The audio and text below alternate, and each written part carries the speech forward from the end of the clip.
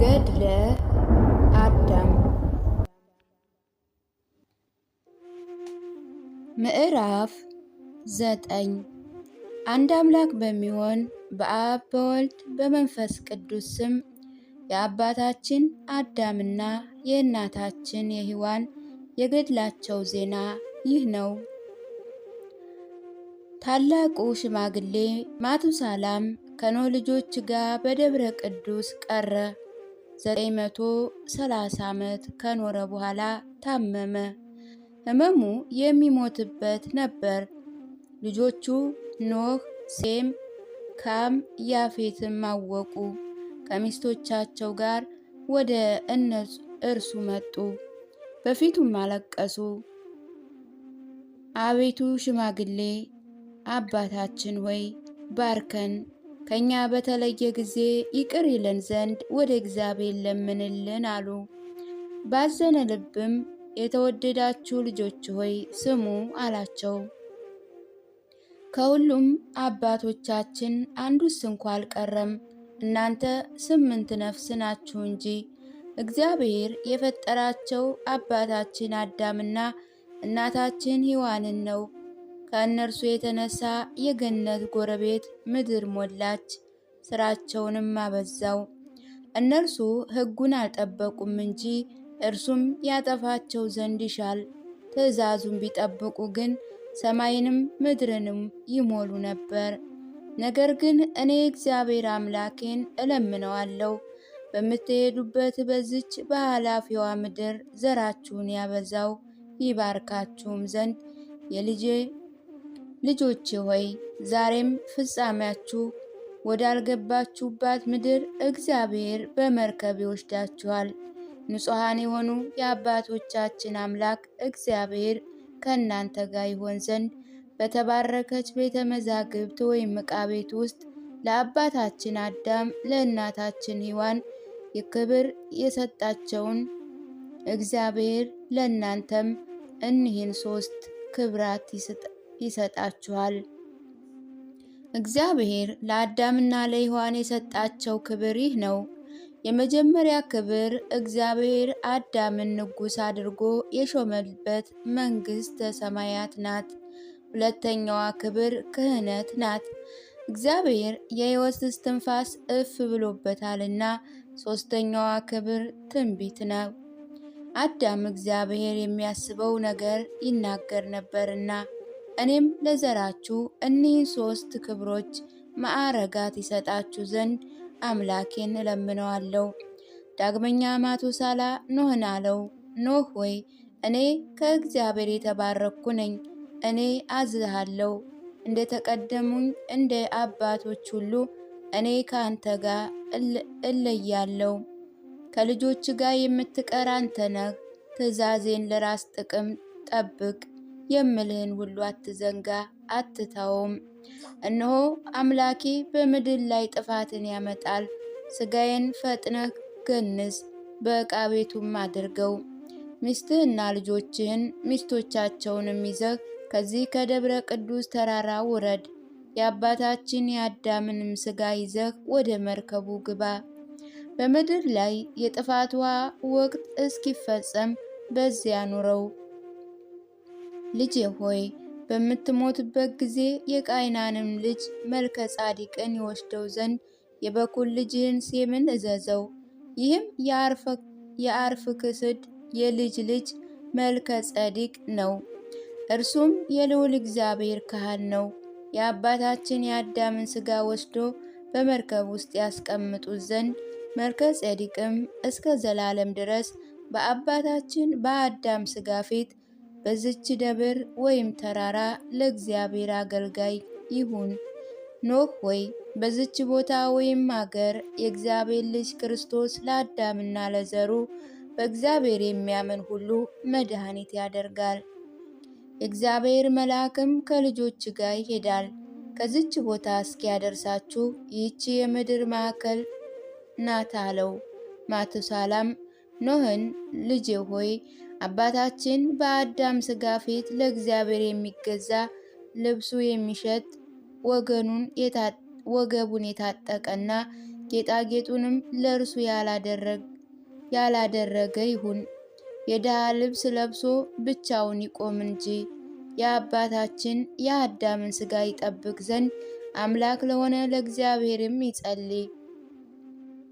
ይህ ሥጋ በእግዚአብሔር ዘንድ ታላቅ ነውና።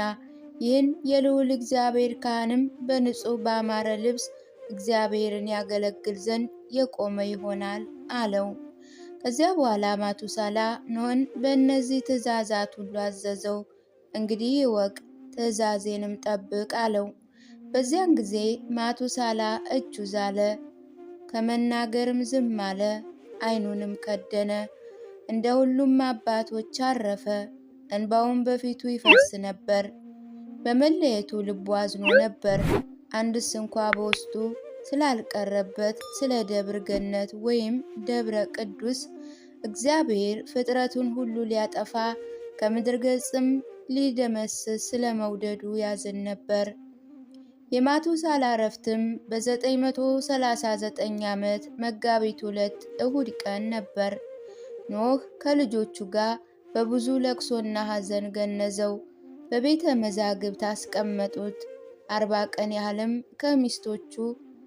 ከሚስቶቻቸው ጋር የሚያስደንቅ ለቅሶን አለቀሱለት። ስለ ማቱሳላ የነበራቸው ሐዘን ለቅሶ ከተፈጸመ በኋላ ኖኅ ልጆቹን ማቱሳላ እንዳዘዛቸው ያደርጉ ዘንድ ጀመሩ። ማቱሳላ ከሞተ በኋላ ልጆቹ ሚስቶቻቸው እንደ አባቶቻቸው ሥርዓት መጡ፣ ከእነርሱም ተባረኩ። እነርሱም በታላቅ ለቅሶ ሐዘን ላይ ነበሩ። ኖኅም መርከቡን ሰርቶ ጨረሰ፣ የሚሰራውም አልቀረም ነበር። ኖኅና ልጆቹ የመዳን መንገድ በየት እንዳለች ይመራቸው ዘንድ እግዚአብሔርን ለመኑ። ጸሎታቸው በተፈጸመ ጊዜ እግዚአብሔርም ኖኅን አለው፣ ወደ ቤተ መዛግብት ግባ፣ አንተም ልጆችህም የአባታችሁ የአዳምን ሥጋ ውሰዱ፣ በመርከብም አድርጉት። ዳግመኛም ወርቁን፣ ዕጣኑንና ከርቤውን ውሰዱ፣ ከሥጋው ከአጽሙ ጋርም በታቦቱ በመርከቡ አኑሩት። ኖኅም ይህን ትእዛዝ ከእግዚአብሔር ዘንድ ሰማ። እርሷም ልጆቹም ገቡ፣ የአባታችንን ሥጋ እጅ ነሱ። የአባታችን የአዳምን ሥጋ አንስቶ በእግዚአብሔር ኃይል ተሸክመው ከእርሱ ጋር ካለው አንዱስ እንኳ ይረዳው ዘንድ አልወደደም። ልጁ ሴምም ወርቁን ያዘ፣ ካም ከርቤውን፣ ያፌት ዕጣኑን ተሸከመ። ከቤተ መዛግብቱ አወጧቸው፣ እንባቸውን በፊታቸው ፈሰሰ። አዳምን በመካከላቸው የነበረላቸው በድኖችም ባወጧቸው ጊዜ ጮኹ፣ አባታችን አዳም ሆይ ከአንተ መለየታችን ምንኛ ጭንቅ ነው አሉ። የአባታችን የአዳም ሥጋ እንዲሁ ልጆቼ ሆይ ከእናንተ ከዚህ ከደብረ ቅዱስ መለየት እንደምን ያለ ጭንቅ ነው። ነገር ግን ልጆች ሆይ ዳግመኛ ሲመጣ እግዚአብሔር ሥጋችንን እንደሚሰበስብ እኔ እምላለሁ። መድኃኒታችን ይቅር እስኪለንም ታገሱ እንጂ አለ። በድኖቹም በእግዚአብሔር ኃይል እርስ በርሳቸው ይነጋገሩ ነበር። አዳምም በድኖች ዳግመኛ እስኪነሱ ድረስ በልጆቹ ፊት የምታበራ ከእግዚአብሔር የተላከች እሳት ትቀር ዘንድ ፈለገ። እግዚአብሔርም በእርሱ ላይ ታበራ ዘንድ መለኮታዊ እሳትን አስቀረ። በእነርሱ ላይም እግዚአብሔር ቤቱን ዘጋ። ሁሉንም በድኖች አምሳል እስከሚያስነሳበት ዕለት ድረስ ምልክቷ ይታወቅ ዘንድ አልተዋትም። ይህ ነገር አዳም ይናገረው የነበረው ነው። እርሱ የሞተ ነበር። ነገር ግን እግዚአብሔር በሕያዋን በሙታን ዘንድ ተአምራቱን ያሳይ ዘንድ በእግዚአብሔር ትእዛዝ ይህ ሆነ። ሰይጣን በአዳም ነፍስ ላይ ገዥ ነው የሚል ቢኖር እግዚአብሔር የሙታን ነፍሶች ከእጁ ይወጡ ዘንድ አዘዛቸው። በድን ሆነው ሳሉ የእግዚአብሔርን ተአምራት ይናገራሉ። ሁሉንም በእውነት እስከሚያወጡበት እስከ መዳን ቀን ድረስ ወደ ቦታቸው መለሳቸው። ኖኅና ልጆቹ ከሁሉም ሙታን በድን ይህንን በሰሙ ጊዜ ፈጽመው አደነቁ። በእግዚአብሔር የነበራቸው ሃይማኖትም በረታች። ከቤትም ወጡ። በተቃጠለ ልብ የለቅሶ ቃላትን እየደረደሩ ከደብረ ቅዱስ ይወጡ ጀመር። ከአባቶቻቸው ቤት ወይም ማደሪያ ከደብረ ቅዱስ በመለየታቸው አለቀሱ። ኖህና ልጆቹ ቤት ይፈልጉ ዘንድ ተመለሱ፣ ነገር ግን አላገኙም። በእነርሱ ላይ ለቅሶና ሐዘን ጸናባቸው። በዛን ጊዜ መኖሪያ ቤት እንዳልቀረላቸው አወቁ። ዳግመኛ ዓይኖቻቸውን አነሱ፣ ገነትና ዛፎቿን ተመለከቱ። በታላቅ ለቅሶና በሐዘን ድምፃቸውን አንስተው በሰላም እጅ እንነሳሻለን አሉ። የደስታ ገነት፣ የብርሃናዊ ማደሪያ፣ የቅዱሳን ቦታ ሆይ እጅ እንነሳሻለን። የፍጥረት ሁሉ መጀመሪያ የሆነ የአዳም ማደሪያ ይሆንሽ የደስታ ቦታ ሆይ ሕግን በተላለፈ ጊዜ አፍሮ በሕይወቱ ከአንቺ ወደቀ። እነሆ እኛም በውስጧ እንዳንኖር ከአንቺ በታች ካለ ከደብረ ቅዱስ እንሆ ራቀን፣ በሕይወታችንም አናይሽም።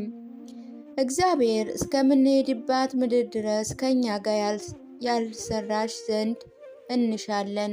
ነገር ግን ወደዚች ወደ ተረገመች ምድር እግዚአብሔር ያፈልስሽ፣ እኛን ግን እግዚአብሔር አንስቶ ከልጆቻችን ጋር ወደዚች ምድር ይወስደናል። ትእዛዙን በመተላለፋችን ግርፋትን እስክንቀበል ድረስ ኖህና ልጆቹ የንጹሐን የአባታችን በድን ማደሪያ ቤት ሆይ ሰላም እንልሻለን አሉ። በውስጥ በድኖች ይቀመጡ ዘንድ የተገባ ንጹሕ ቦታ ሆኖ ሰላም እንልሃለን። ስለ አባቶቻችን ሥጋ በድን በእግዚአብሔር አምላክ ይጠብቅ። ዳግመኛ ንጹሐን ገዢዎች አባቶቻችን ሆይ ሰላም እንላችኋለን። ከዚህ ከኃላፊው ዓለም ያድነን ዘንድ ለምኑልን አሉ። ከዘራቸው ስለቀረነው ስለኛ ትጸልዩ ዘንድ እንለምናችኋለን። በሰላም እጅ እንነሳችኋለን። በአበው ዘንድ ታላቅ ሊቅ የሆነ ሴት ሆይ በሰላም እጅ እንነሳለን። የአባታችን የቅዱሳን ማደሪያ ደብረ ቅዱስ ሆይ እያሉ ኖህና ልጆቹ አለቀሱ። ወዮልን የቀረን እኛ 8ቱ ነፍሳት ነንና ገነት ከማየት እንሆ ራቀን ይሉ ነበር። ከደብረ ቅዱስ ሲያወጣቸው ድንጋዮች እጅ ይነሱ ነበር። በእጃቸው በትከሻቸው ይይዙ ነበር። ከእጽዋትም ይሳለሙ ነበር። ከመርከቡ በር እስኪደርሱ ድረስ እንዲህ እያለቀሱ ወረዱ። ኖህና ልጆቹ ፊታቸውን ወደ ምስራቅ መለሱ። ከእግዚአብሔር የሚመራቸውን የአባታችን የአዳምን ሥጋ እንዴት እንደሚያስቀምጡ የሚያዛቸውን ፈለጉ። የእግዚአብሔር ቃልም እንዲህ ሲል ወደ ኖህ መጣ። ኖህ ሆይ የአዳምን ሥጋ ወደ 3ኛው ቤት ክፍል አውጣው፣ በምስራቅ በኩል አስቀምጠው። ወርቁ፣ ዕጣኑም ከርቤውም ከእርሱ ጋር ይሁን። አንተና ልጆችም ስትጸልዩ በፊቱ የምትቆሙ ሁኑ። ሚስትህ ሴቶች ልጆችንም ከመርከብ በስተምዕራብ በኩል ይሁኑ፣ ከእነርሱ ጋርም አይቀላቀሉ አለ። ኖህም ይህን ቃል ከእግዚአብሔር በሰማ ጊዜ እሱም ልጆቹም ወደ መርከቡ ገቡ።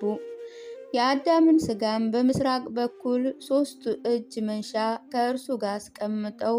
ይህ ግንቦት 27 ቀን አርብ በ2 ሰዓት ነበረ።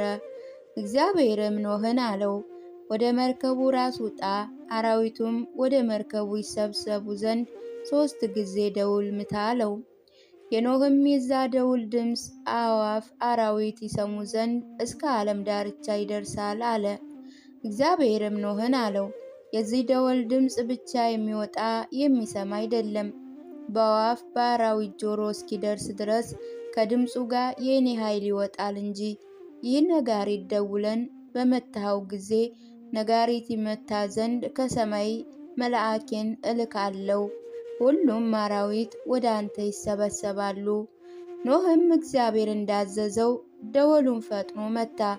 መልአኩም መሬት እስክትናወዝ ድረስ ነጋሪቱን መታ።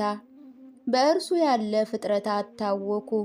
አራዊቱ፣ አዕዋፍ፣ ተዋሳት፣ እንስሶችና በጎች ሁሉ አርብ በ3 ሰዓት ተሰበሰቡ። ከቀኑ 3:30 ወደ ታችኛይቱ ቤት ክፍል ገቡ። አዕዋፍም ተዋሳት ወደ ሶስተኛ ቤት ክፍል ገቡ። ከቀኑ በ9 ኖህ ሚስቱ ልጆቹ ሚስቶቻቸው ወደ ላይኛይቱ አዳራሽ ክፍል ገቡ። ኖህ ሴቶችን በምዕራብ በኩል እንዲቀመጡ አዘዛቸው። ኖህና ልጆቹም ከአባታቸው ከአዳም አጽም ጋር በምስራቅ በኩል ነበሩ። ኖህም ከጥፋት ውሃ ያድነው ዘንድ ከእግዚአብሔር ምሕረትን ፈልጎ ነበረ፣ ቁሞ ቀረ።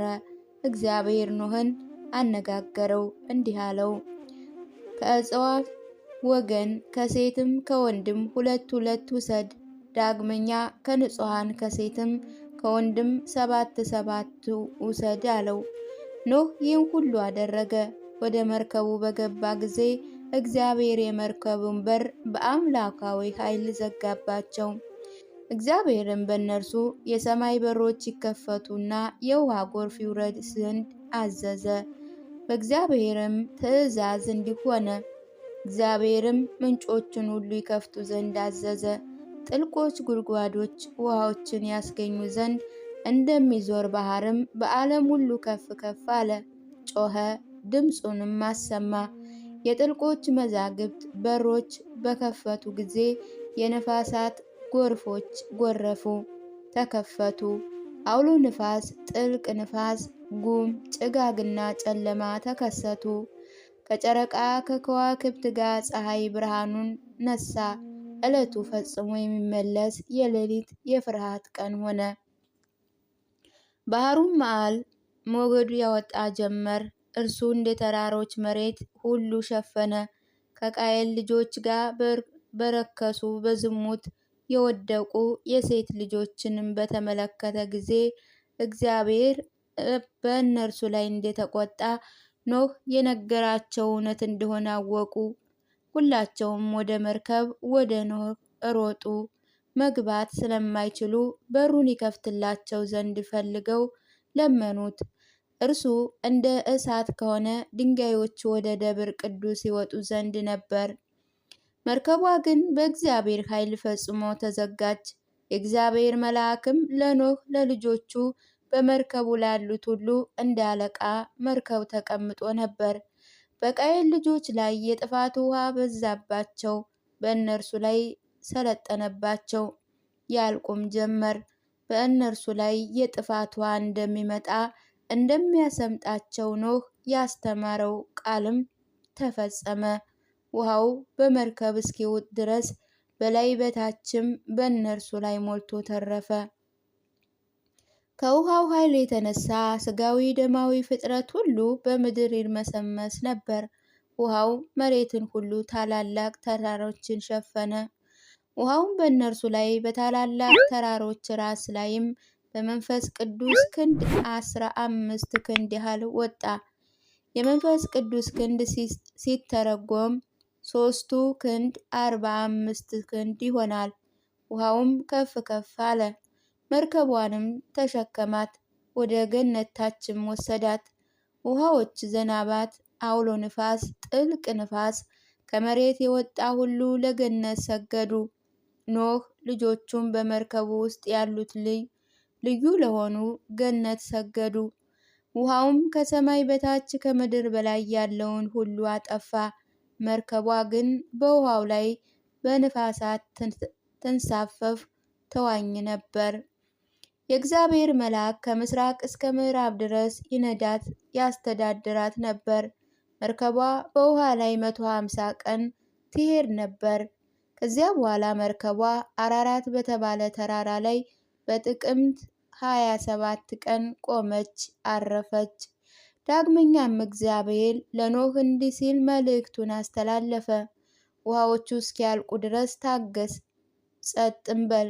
ውሃዎቹ እርስ በርሳቸው ተለያዩ፣ እያንዳንዳቸው ቀድሞ ወደ ነበሩት ተመለሱ። ምንጮች በመሬት ላይ አልመጡም፣ ቀላያትም በምድር ላይ እንዳይወጡ ተያዙ። የሰማይ በሮችም ተዘጉ። 40 መዓልት 40 ሌሊት ያህል በሰማይ ላይ ማዕበል ይወርድ ነበርና።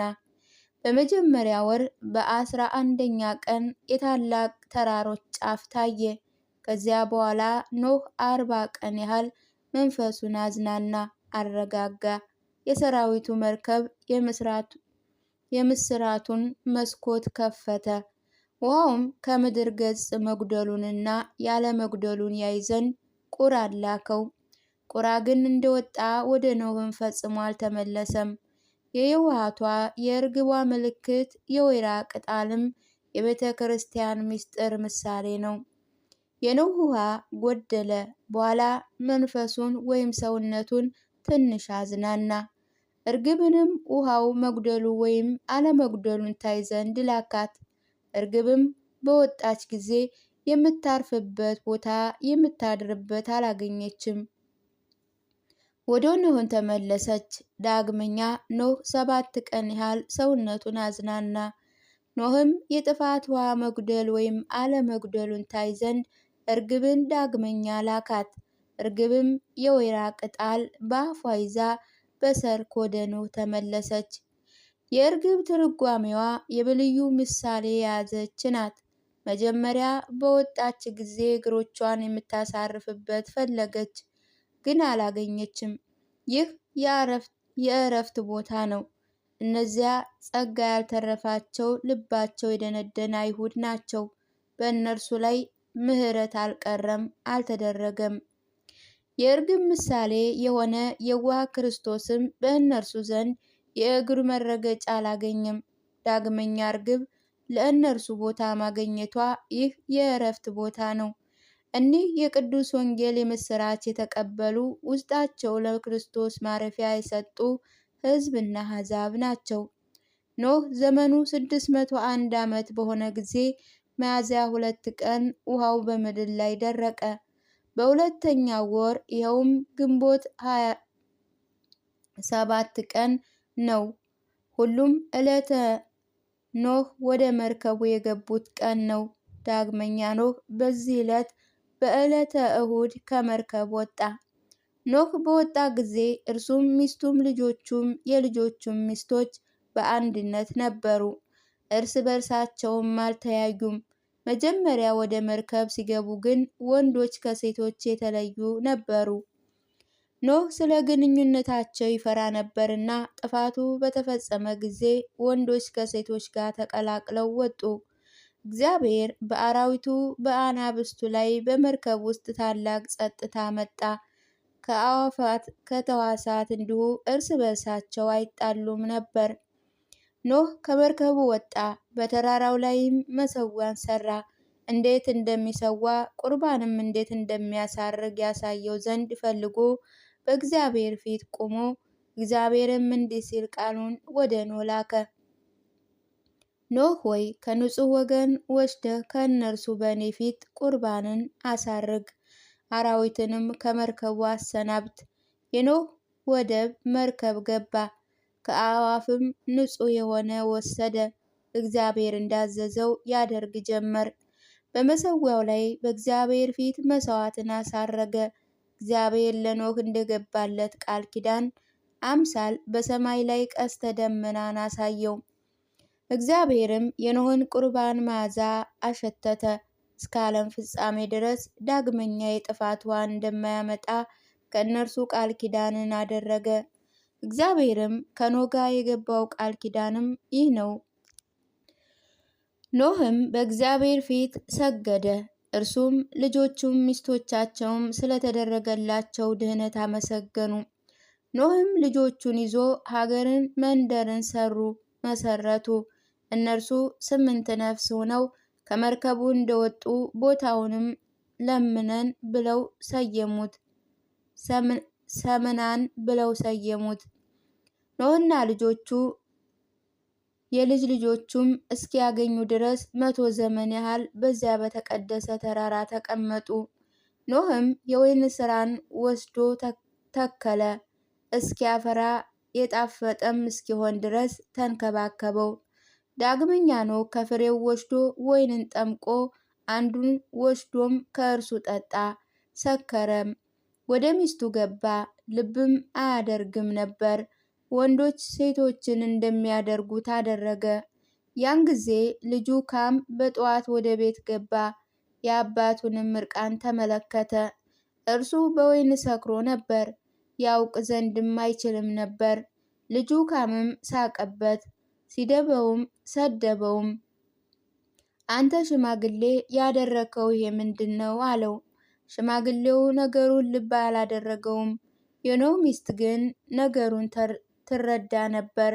ካምም በአባቱ ላይ እየሳቀ ወጥቶ ለወንድሞቹ ለሴም እና ለያፌት የአባታቸውን ተግባር ሁኔታ ነገራቸው። እነርሱ በእርሱ ላይ ነበር። ሽማግሌው ሰክሮ በተመለከቱ ጊዜ ወንድሞቹ ተቆጡ፣ ካምንም ሰደቡት።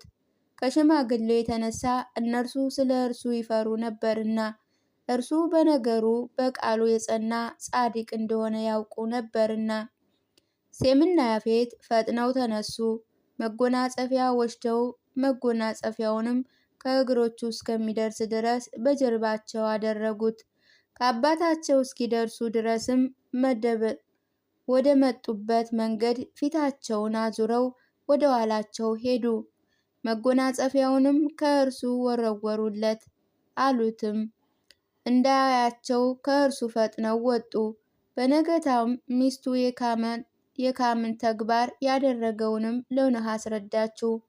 ኖህ ይህ ነገር ባወቀ ጊዜ በልጁ በካም ተቆጣ። በእርሱ ላይ ስለሳቀም የወንድሞቹ አገልጋይ ይሆን ዘንድ ረገመው። ኖህ መልካሙን ያደረጉለት ልጆቹን ሲያምና ያፌትን ባረካቸው። የኖህ የዘመኑ ፍጻሜ እስኪያቃረብ ድረስ በዚያ ተራራ ይኖሩ ነበረ። ኖህ ከመርከቡ ከወጣ በኋላ 350 ዓመት ኖረ። ኖህም የበኩር ልጅ ሴምን ጠራው፣ ከእርሱ ጋርም ተነጋገረ። ልጄ ሴም ሆይ የማዝህን ስማ፣ እነሆ አዝሃለሁ። በምሞትበት በምትቀበሩኝም ዕለት ስለ እኔም ማልቀሳችሁ ሲፈጸም ከጥፋት ወዳዳነበት መርከብ ውጡ። የአባታችን የአዳምንም ሥጋ ከእርሱ አውጡ። አዳም ሰው ያውቅ ዘንድ አትተው፣ ከዘር የሆነ ነው እንጂ። ጥሩ ማደሪያ ስራለት፣ በዚያ ውስጥም አድርገው። ለመንገድ ስንቅ ይሆን ዘንድም ዳቦ ያዝ፣ በመንገድ ትጠጣ ዘንድም ወይን ያዝ። ምድር ፈጽማ ትቸገራለችና ትራባላችሁምና። የልጅህ የቃይናምን ልጅ ትንሹ መልከ ጻዲቅንም ከአንተ ጋር ውሰደው። ከዚያ በኋላ ሰው ልጆቹ እርሱንና እግዚአብሔር መጧልና በእግዚአብሔር ፊት በአምልኮት ይቆም ዘንድ ለአባታችን ለአዳም ሥጋ አገልጋይ ይሆን ዘንድ የአዳምን ሥጋ በመሬት አስቀምጥ። መልከ ጻዲቅንም በእርሱ ዘንድ የጸና አድርገው፣ እግዚአብሔር እንዴት እንደሚያገለግል አስረዳው አለው። ዳግመኛ ኖህ ልጁ ሴምን ትእዛዜን ብትሰሙ ስራዬን ብትከተሉ የእግዚአብሔር መልአክ ከእናንተ ጋር ይጓዛል፣ የምትሄዱበት መንገድም ያሳያችኋል። ሥጋውን ከምታኖሩበት ቦታ ከምድር መካከል እስክትደርሱ ድረስ በዚህ ቦታ እግዚአብሔር ለዓለም ሁሉ መድኃኒት ያደርጋልና። ልጄ ሆይ መልካሙን ትእዛዜን እኔ አምልሃለሁ። ልጆቻችን የተከተሉትን ከደብረ ቅዱስ የወረዱትን የቃየል ልጆችም የተቀላቀሉትን ተው። ልጄ ሆይ እንደ ጠፋም እወቅ። ከአዳም ጀምሮ እስከዚች ቀን ድረስ ከሥጋ የሚያርፍበት ጊዜ ከአረጋውያን አንዱን ያዘዋልና እያንዳንዳችሁም ያስተምራልና። በመጀመሪያ ያስተምረ ይሄ ትእዛዝ ያሳየ አባታችን አዳም ልጁ ሴትን አዘዘው፣ ትእዛዙንም ተቀበለ። ሴትም ልጁ ሄኖስን አዘዘው፣ ትእዛዙንም ተቀበለ። ሄኖስም ልጁ ቃይናንን አዘዘ፣ ታዘዘለትም። ቃይናንም ልጁ መላኤልን አዘዘው፣ ትእዛዙንም ተቀበለ። መላኤልም ልጁ ያሬድን አዘዘ፣ ትእዛዙንም ተቀበለ። ያሬድም ልጁ ሄኖክን አዘዘ። ሄኖክም ልጁ ማቱሳላን አዘዘ። ማቱሳላም ልጁ ላሜህን አዘዘ፣ ትእዛዙንም ተቀበለ። ላሜህ እኔን አዘዘኝ፣ እኔም ትእዛዜን ተቀበልኩ። ዳግመኛ አያቴ ማቱሳላ ታላቅ ትእዛዝን አዘዘኝ፣ ተቀበልኩ። እንዲህም እኔ አዝሃለሁ፣ ትእዛዜንም ተቀበል፣ ነገሬንም ልብ አድርግ። ይህ ምስጢርም በልብህ አስቀምጠው፣ ከዘመዶቹ ሁሉ ለአንዱስ እንኳ እንዳትገልጸው። የአባታችን የአዳምን ሥጋ ሂድና በመሬት ውስጥ አኑረው፣ በዚህም እስከ መዳን ቀን ይቀመጥ አለው። መርከቧ በኖህ ዘመን ተዘግታ ነበረ። አንድስ እንኳ ሊነካት አይችልም ነበር። እየመጡ ይባርኳት ነበር እንጂ ከእርሷ የተነሳ ያደንቁ ነበር። ኖህ ምሽት ምሽት ወደ እርሷ ይገባ ነበር። አባታችን በአዳም ዘንድ ያዘጋጀውን መብራት ያበራ ነበረ። በአባታችን በአዳም ዘንድ ያዘጋጀውን መብራት ያበራ ነበር። ከአባታችን ከአዳም ሥጋ ይባረክ ነበር። አስቀድሞ በቤተ መዛግብት እያለ እንደነበረው በክፍሉ መብራትን እያስተጋለ ነበረ። ኖህ መርከቧ ከእርሱ በኋላ ተዘግታ እንደማትቀር በተረዳ ጊዜ ልጆቹም እንደሚለያዩ ያዩት ዘንድም ወደ አባታችን ወደ አዳም ሥጋ እንደማይመለሱ በምድር ክፋት በሰውም ሽንገላ እንደሚበዛ ባወቀ ጊዜ ከእረፍት በኋላ ፈጥኖ የአባታችን የአዳምን ሥጋ ይዞ እግዚአብሔር እንዳዘዘው ወደ ምድር መካከል ቀራንዮ ይወስደው ዘንድ ልጁ ሴምን አዘዘው። ኖህም ስለ አባታችን ስለ አዳም ሥጋ ማዘዙን በፈጸመ ጊዜ ልጄ ሴምን፣ ልጄ ሴም ሆይ ወንድሞችህ ከእኔ አድርሳቸው፣ ወደ እኔም አምጣቸው አለው።